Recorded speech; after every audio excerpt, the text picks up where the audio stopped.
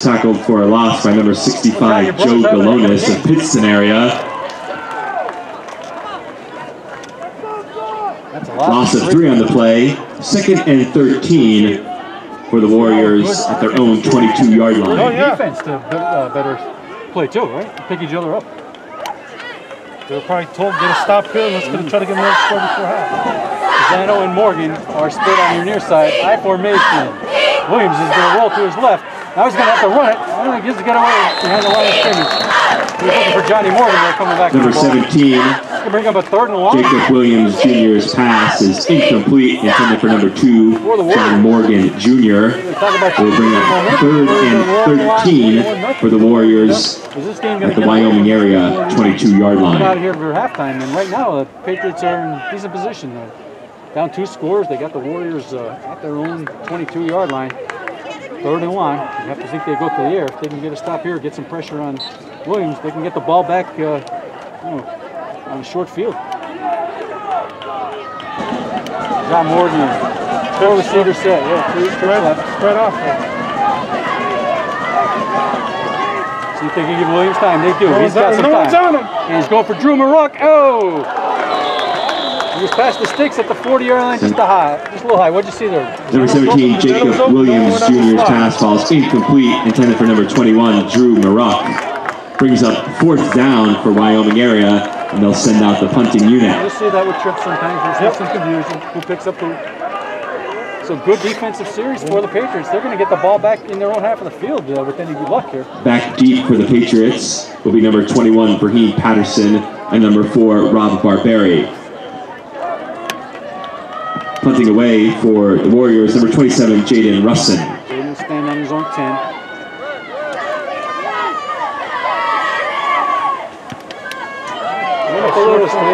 Not what he wanted out of that. He's going to hit at the 40 and roll maybe a yard or two. So 30 yards straight up almost. And that's where Pittston will begin. Down 14 points. 6:10 left in the half.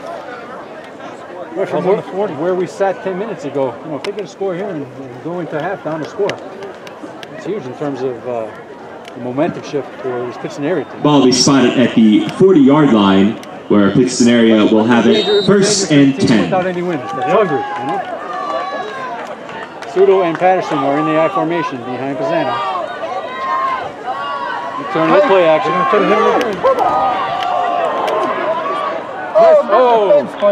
Number 5, PJ Pisano's pass intended for number 2, Anthony Thomas.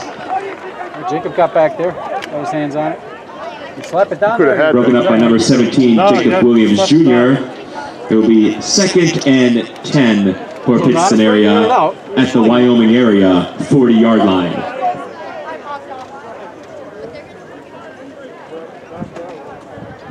Looks like they're going to stay in the spread offense.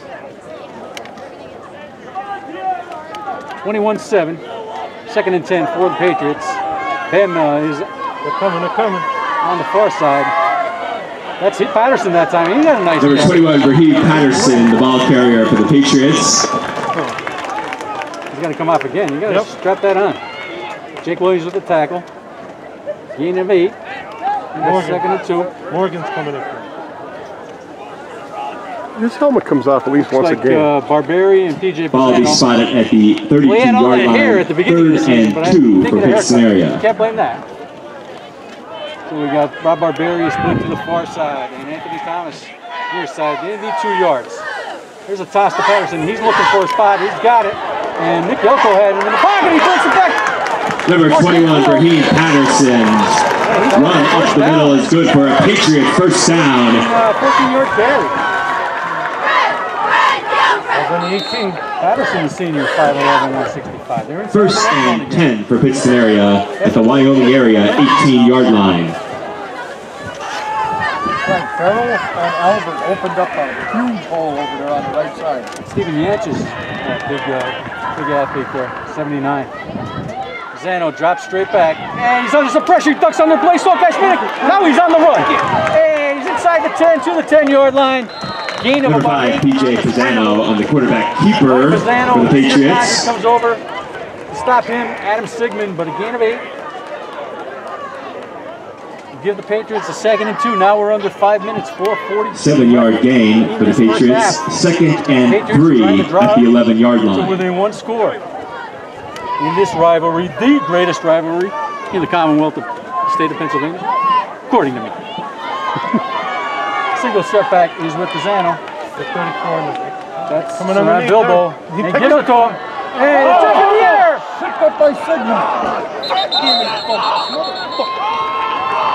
And the Warriors are We have a fumble on the play, and it's recovered by the Warriors.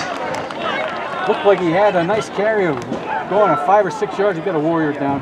Give him a 10 or 2. Saw the ball pop straight up, and a bunch of Warriors Nicky around. Elko that I Elko? think Nick Elko did it too.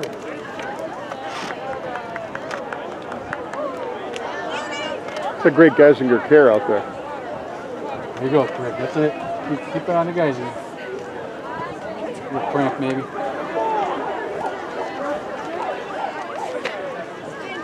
So that was good with 4 minutes right there.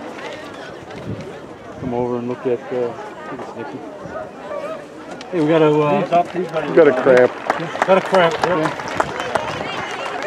So the most important part of that exchange is that the Warriors are going to have a ball. After the Patriots were knocking on the door. And you got to put the same challenge to your Patriots defense that you put to them in the last possession. Stop him again. Yeah. You get the ball in good field position, we can still get a score before the end of this first half. 4:18 left. Ball will be spotted at the Warrior 8-yard In my line, mind, where Wyoming area. we will wanted have this a score to first go up and 3 10. touchdowns. Right, exactly. Like a nice 4-minute, 95-yard drive. Yep.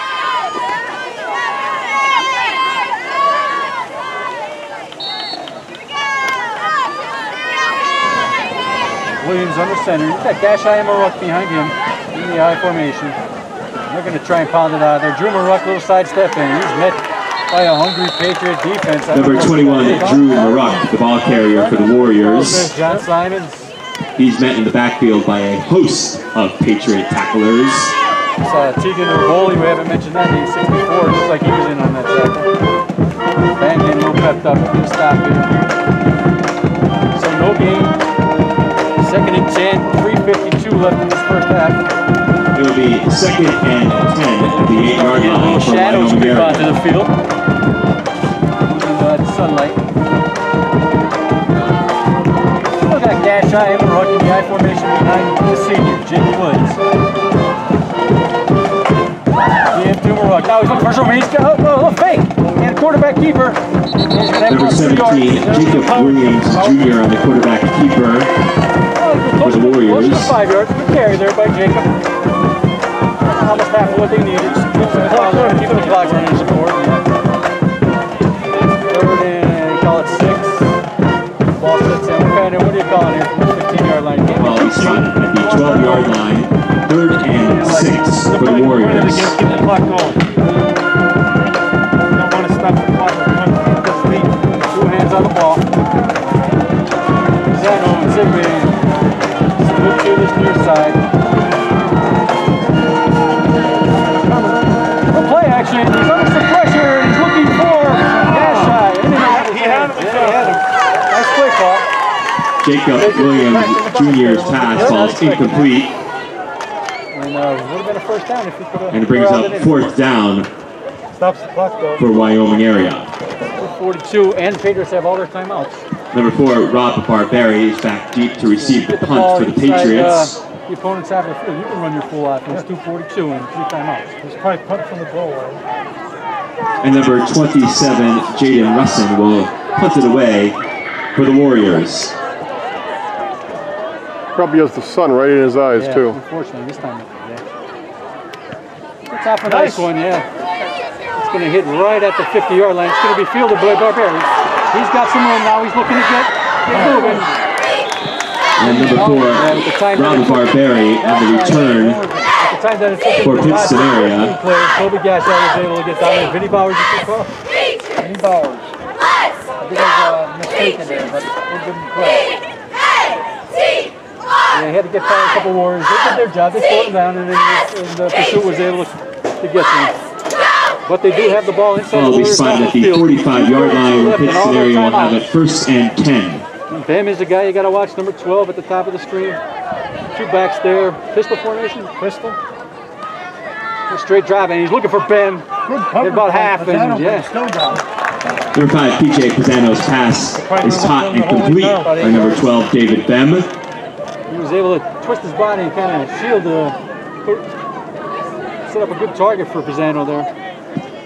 Ball will be spotted at the 37-yard line, where Pittston-Area will have it 2nd and 2. 2:08 left now. Ball sits at the Wyoming area 42-yard line. This is Anthony Thomas. Is split on this near side. Bam is on the far side. Patterson is the single setback behind Pisano. He's going to get it. He's looking for room. They're stringing him out, and he's going to be brought down hard by Number Nick 21, Gilchrist. Raheem Patterson, It's actually going to be a ball loss carrier there. for Pittston-Area. So try to pick something up on the perimeter there. Give you one of your good athletes. Try to look for a seam. But that time, the Wyoming area defense did a good job of stringing it out, keeping down the line. He actually lost a yard or two. We'll call it a 3rd and a long 3. Ball spotted at the Warrior 38-yard line, where Pittston-Area will have it 3rd and 3. He's out there to split in. Bem on the far side. 2 backs behind Pisano. Good play action. Now he's looking for. Oh, can't get his man. He was open too. Number 5, PJ Pisano's pass ball is incomplete, intended for number 7, Alex Hoban. Let's take a screen. And if we got that, that would have been a first down. Or more. Yeah. Brings up 4th and 3 for Pittston-Area at the Warrior 38-yard line. Tight end. So they're putting him back down here on the bottom again. I don't see the tight end out there. 85. Ben might be the primary receiver here. He's going to draw some Pseudo is in the slot there. They hit him at the line. Ben's got it. He's sat down. In coverage. Number 5, PJ Pisano's pass is complete to number 12, David Bem. 102 And it's good for a Patriot first down. Picking up the first down on the 4th down play. Okay. Broom Ruck wrapped him at the line and he still got open. What kind of route did you see Ben? Ball will be spotted at the 26-yard line, 1st and 10 for Pittston-Area. Well, Drew fell down. Just enough. Drew cracked him and then fell down. 26-yard line. Empty set. And the Patriots call a timeout with 43 seconds left They waited in the second quarter. Yeah, They they lost some time, about 12 seconds. Ladies and gentlemen, the Carmen Falcone Trophy will be awarded to the most outstanding player of this afternoon's contest. The only brothers to win the award were Gary Dolhan in 1980 and Greg Dolhan in 1988. In 2003, Tony Avesado won the Carmen Falcone Award when he rushed for over 300 yards for Pittston-Area. So we have Please stay after the game to see who will be awarded this year's 42nd annual Carmen Falcone Trophy. We have a special notice from one of my friends, and a 1983 graduate of Wyoming area, Dr. Frank Colella of Colella Chiropractic. Congratulates all Patriot and Warrior athletes on a successful 2020 campaign. Take those great memories with you and chase your dreams with confidence and passion. Colella Chiropractic, Main Street, Pittston. Congrats to the Warriors and the Patriots, and he wants to remind us that still the only perfect team in the NFL, the 1972 Miami Dolphins. Dr. Frank, he loves his Dolphins. He also gives out the Hot Pepper Award, which he gives to Dominic. Well, Dominic got that, yeah. There's the gear, RPO. Pisano, puts it over the air. Number 5, PJ Pisano's pass ball is incomplete. Intended for number 12, David Bem. If he intercepted that, there was no one in front. I know. 2nd and 10 at the 26-yard line for the Patriots. The Patriots, they're putting it all out there. Every play in the playbook is probably going to be used this afternoon. 37 seconds now. 2nd and 10. So now you do have two timeouts. This sun may actually be hurting their receivers. You do have time because the sun is like right in their eyes, probably. You really got to get past the sticks. I don't think you're looking at anything. They're isolating down here again. Trips on top. They switched. They put Drew out here. Oh, swing past the Patterson. Yeah, great number 5, PJ Pisano's pass ball is incomplete. Intended for number 21, Raheem Patterson. Great play by Bleed. It was now 3rd and really 10 at the Warrior. Swing it out to Patterson. 26-yard line. Out in space and big, strong runner and get him maybe that first down. Pick up that first down. Brings up a 3rd and 10. 35 seconds left in the half. Wyoming area 21, Pittston area 7. Passion is going to stay with Pisano, 4 receiver set. He'll kick Barberi in motion. Straight drops, Come on, and looking over the middle, and we'll be behind Barberi there. Pisano's pass falls incomplete and brings up 4th and 10 for Pittston area at the Warrior 26-yard line. Sidelines, I don't think they were in the coverage that coach wanted them No, to they be missed coverage because the inside slot guy was open going down the middle. So quickly, he brings up a 4th and 10 for the Patriots. In terms of the complexity of this game, it's huge if they can get a score here. But the first things first, they got to get a first down. They got to get to the 16-yard line. There goes Barberi in motion. Pisano's under pressure from Drew Maruck. Now he's got to roll right. Now he puts it up for grabs. And Bam's got it! Number 5, PJ Pisano's pass is complete to number 12, David Bam, and is good for a Pittston area Patriot touchdown. We got a ball game. Number 61, Matt Soy, on to attempt the extra point for Pittston area. Number 5, PJ Pisano on the hold for the Patriots. Wow. We got a thriller here in Yatesville. It's a big extra point. Pisano gets the snap, puts it down. Soy gets it up. And it's good. And the extra point attempt is good. With 25 seconds left in the second quarter, the Wyoming area Warriors 21, timing thing, I think, more. Pittston area Patriots 14. Yeah, he's a guy that when I watched film of the Patriots from their 4 games, he really stands out. Well, he's the one that's the Carmen Falcone front runner right now. Right now, if Pittston to win. But an athlete with some height and really poses some problems for defense. And Pisano was under pressure. Drew Maruck was Yeah, he was on him. breathing down his Drew was neck. right Yeah. on him. And Pisano put it up where only he could get it. I mean, I think that play was designed to be thrown from the pocket. The jump ball. It was right there. But he had Double coverage. Yeah, He jumped too like you said, early. jump ball there. Good catch. Hey, you're 6'4". 25, yeah. 25 seconds left in this half, and they said go back 20 minutes, and then we think we'd have this kind of response from Pittston area. The Pittston area fans and the sidelines hoped for it, and they got it. So they take the momentum into the locker room. If nothing happens here in 25 Like I seconds. said, dangerous team. And then they come back with getting the ball and start the third quarter. We're going to see a great half of football, I think, in about 15 minutes. We already saw it. Number 2, Anthony Thomas to kick it away for the Patriots. Trying to kick it as deep as you can. I say they scrib it again.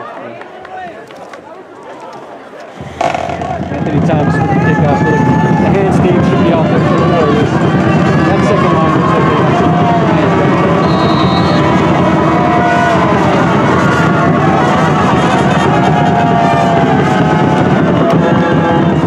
Coach said a little scrib. Michael Pisano's going to pick it up. He's going to try and run some clock out and look for some room. 20 seconds left. We're running into the middle line. Number 3, Rocco Pisano returns the kick for the Warriors. Hand it off. Take it in. 20 seconds. Patriots aren't showing it. They still have 2 timeouts, but 6 seconds, 6 seconds. Ball will be spotted at the 30-yard line, where the Warriors will have it 1st and 10. Break a couple tackles, get to the next level. Who knows what could happen?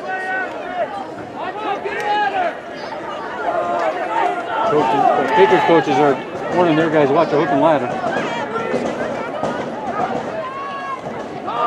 Give to Drew Maruck. He's got a couple yards there. The 25-yard line. Not taking a timeout. Number 21, Drew Maruck Patriots will take their on the timeouts carry into the half with for the Warriors. Brings up 2nd and 5. Let it run out. Well, that'll be the end of the half. And that will be the last play of the first half. At the end of the second quarter, We'll take a little break it's here. the Pittston area Patriots 14, the Wyoming area Warriors 21. You guys have a little, Well, I also have to make a statement here. Look how beautiful these mountains are. oh, yeah. That's a great I day. never really realized how, you have a good view up here. It is a beautiful view. I'm glad you're Yeah, capturing it. Cambridge Woods right over there. try to get some of the... Go ahead.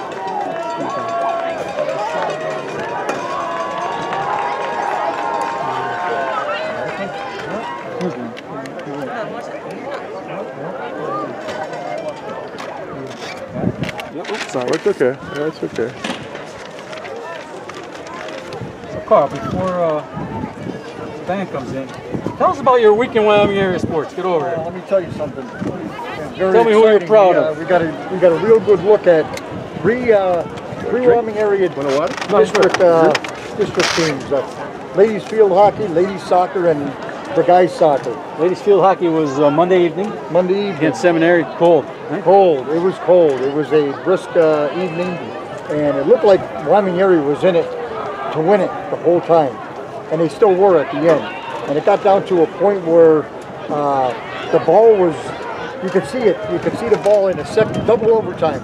The ball was being juggled around way too much in front of the goal, and it just one slap of the stick and it was over. But to really honor the ladies, I have to say that they were playing quick. Kayla Kiewat, Bianca Pisano, and all the other forwards. Defense was great that game. Mackenzie, Janeski, they were all great that game. Our goalie made some spectacular saves. Carly Sarantia, spectacular. Going into the soccer game. I didn't get to see that one. I was hoping that Craig, you were there, right? What's the boys' soccer game? The girls' soccer game. Oh, the girls' soccer game against Lehman? Yes. Yes. So they lost a heartbreaker there. And then the boys last night. That was the real heartbreaker. That was a tough one because they had that game. They owned possession. They owned the corners. They owned saves.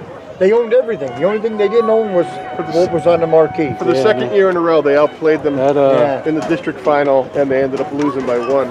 That one save that Adam Wisniewski made. Oh, that was spectacular. Both Matt Profano and John Herzog captured it on Twitter, but wow, that's like a highlight reel save. I got to tell you, when that ball,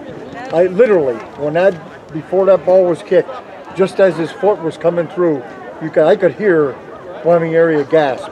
Because here it was. Oh yeah, well penalty kicks have a high percentage conversion. And when Adam Wisniewski dove out to his right and raised his right foot, that was enough just to catch the ball and send it up over the top of the goal. Yeah, that was amazing. It was beautiful.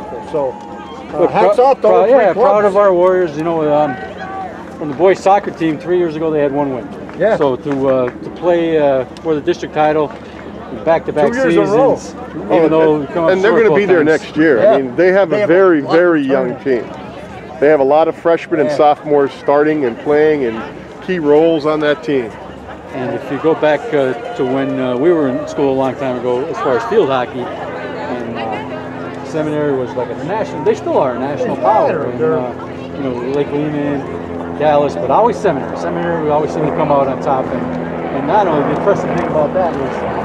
You would look after the season was over and they had 4, 5, 6 young ladies getting full scholarships. And there goes the Geisinger Life Flight right now, right overhead. Wow. And now we've, Craig, I'll tell you what, you're going to get a bonus check from the Geisinger. or if one comes for us, I'll have to give it to you. But that's who it was. It was the Geisinger's Life Flight coming, going down the valley. So to build a program that could compete with them. That was my point in full, Frank. Amazing. If you're going to play the best, you got to be the best. And I'll tell you what, Wyoming area played like they were the best. I mean, all the credit in the world to Seminary's goalie, who I think the name I didn't catch, but she's going D1. Dina Magnata. Yeah, Dina Magnata. And she was huge. Because we had it in front of that goal, Frank, several times, and we just couldn't punch it. Just made saves that other goalies don't. Right, other goalies would have succumbed under the pressure. Coach Carl, you're going to do lacrosse again in the spring if we're going? We're doing lacrosse All again. Right, very good. Getting the girls up. Matter of fact, they're getting up and ready. We're going to start. Looking forward to that. There you go. We're going to start Thursday up at the Dome. Won a playoff game in his first year as coach of the girls lacrosse. Girls lacrosse. We're going into our 7th year. Last year we didn't play, but the first 5 years we made the playoffs every year. Championship game 2 years ago.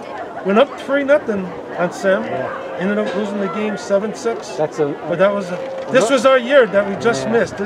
We were lining up for this year that we would have been. That's another great parallel where coming into lacrosse, we had played it before. Seminary was the top of the food chain. Yeah, Wyoming Seminary, Lake Lehman were always on the top. So we put we got the girls up, we got them running, we got them learning the game, and now we're competitive. Now we're not the team. That's right. We're the team to watch all the time. That's right. Yeah, we're not the pushover. They see you coming now. Yeah. The doormat has left. Yes. What was your biggest challenge there as far as getting the girls to work together, trust each other, pass? Well, one, learning the game. Yeah. You know, a lot of them, especially my first 2 years, some of them only had 1, maybe 2 years experience, and most of them didn't have any. So just learning just to handle the ball, how to catch the ball in the small net and keep it moving. And finding a goalie every year is finding a important, goalie right? every year is always. So we have Kylie Foy would be our goalie. Kylie Foy. She was. She had some coming up as a freshman. We got her in the JV game, so she was able to get some time there. And last year would have been her first start, full-time varsity. Now we're going into it this year. And you have some young ladies that have gone on to play at the collegiate level? Oh yeah, all except our first year, we had girls move on to get some scholarships and continue playing. So what does it take for a girl to come out? What does it take for a girl to come out for lacrosse? Like, we have all the equipment if they need it, or if they want to get their own stick. Girl, as far as equipment, all they need is goggles and a stick. And they're on. We have uniforms. But it's a club sport like at WyoArea. It's a PIAA sport. Yeah. Community funded. Okay. We're PIAA sanctioned. Just that we get we have to fund it ourselves. Coaches' salaries, travel, uniforms. So we have to fundraise each year.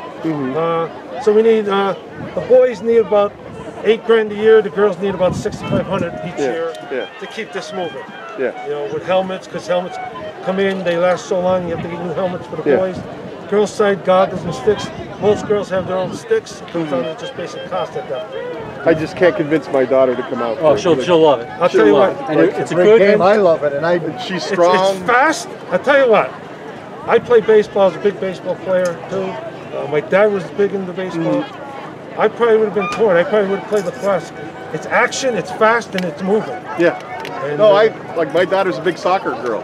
She's a center back on soccer, and she's like, I just can't convince her to do anything else but soccer. On the girls' side, usually soccer and field hockey girls playing lacrosse because it's comparable. Yeah. When they're getting a condition, and it's the same type of thing. Right. Teamwork and moving around. Did you find you get a lot of the field hockey players? Yes. As their offices and sport? I have a lot of field hockey and soccer players. That's good for their hand-eye coordination. The majority of my who's on it from soccer? Like that's regular, like regular girls from soccer now. Who's out now? Who's out now? Well, who's on the soccer? I'm trying to think the soccer team. When we first started, we had a lot of soccer players. We had about 5 or 6 soccer players. Now I think we're down to about 2 or 3. Okay. A lot of hockey players, and I have about 2 or 3 basketball players. So, but I had. But lacrosse is like a spring sport, isn't it? Lacrosse is a spring sport. But this is like your travel training court, right? Right. What I'm doing now is just at the dome. Yeah. For winter, it's basically it's part of conditioning, getting the game ready. It's like they play 6-on-6 type of game, and then we go from there. Our soccer travel team is actually moving to the dome this year. NEU, Northeast United, is going to be up there, so we're going to be seeing you up there a lot. You're going to see a lot of his teams up there. Yeah, the girls lacrosse is on Thursday nights up there. And a lot of times what I do, I start getting the local colleges, letting them know I send them our schedule. We're having girls there, and then they come and watch, and that's how a few of our girls got picked up. They want to start talking to them then, seeing how they play. Then they watch them during the season, and then it's all ready. It flows right in for them. So how many do you think you anticipate that you'll roster for the spring? For the spring, on girls, probably I'm guessing about the low 20s. And, what would you like that? Near 30? I would prefer near 30. Because then some of the girls, in order to have a JV team, you have some the younger girls playing sometimes both in the varsity game and some JV game. 5:30. 2 years ago, we were able to have 2 separate teams because we had enough girls. We had almost 35 girls. Craig, your daughter's a freshman, right? Yeah, so you've coached a long time. Yes. And I see this all the time. And it breaks my heart in a way, but I see it. So when you're like 9th grade, 10th grade, very selfish. Oh, I don't want to go out. I'm going to look foolish. I don't think it's a good idea. Where you come, then you get to be a junior, senior, you really don't care now as much about what people think. Now you come out. And I've seen a lot of athletes come out and have a great time, but I just, in the back of my mind, what if you went out when you were a freshman? What if you went out? And I always say that, just they'll have that extra, the talent that they develop, for the game, knowing the game, what's going on, know where to be when certain plays are going on. So that, so you have to come up to par with someone that's already played 2 years. Right. So that's the part you miss it. That's how you get field time, right? And that's how you get field time. And then for the younger kids, Robbie Schweitzer and I, we started the Valley Laxers. So that's a game we use as a teeth field. Yeah. So get used to it there. You get 6th. Oh, anybody really? Anybody like the 6th, 7th. If you're looking ahead and saying, hey, all the way from about 3rd grade on up, they could play. That's a game I might want to play as a freshman. You're 7th grade now. Go up, play for Laxers, and see how you like it. And I'll tell you what, there's a lot of scholarship money in lacrosse. I mean, there's money there. I mean, you might not get a full scholarship, right, but there's money. Like I said, $1,000 is $1,000 that you never have. But if you're getting it over 4 years, that's an excellent point. We've seen this when we were both involved with lacrosse for a while, concurrently when my son played. And every year, it seemed now, of course, we've got different circumstances with COVID, and some schools are cutting back programs. But every year, the growth of lacrosse continually, more and more opportunities were becoming available at the Division I, at the Division II level. Correct. And what I always saw was lacrosse had the highest percentage of players, and I think it's close to 15% for both boys and girls, of high school players that went on to play in college. Higher than any other sport. I know, it is. You're correct. And if you go all the way back, you had lacrosse heavy, hot and heavy down Allentown South. Then for whatever reason, it jumped over us, and then up in Binghamton, New York. Man, that's big up there. I mean, we used to go up there for tournaments and all that. So it just started coming here. If you go back about 8 years ago, we only had 3 teams in our league. They had to travel all over. Right now, we're up to 11 girls teams. So it's moving.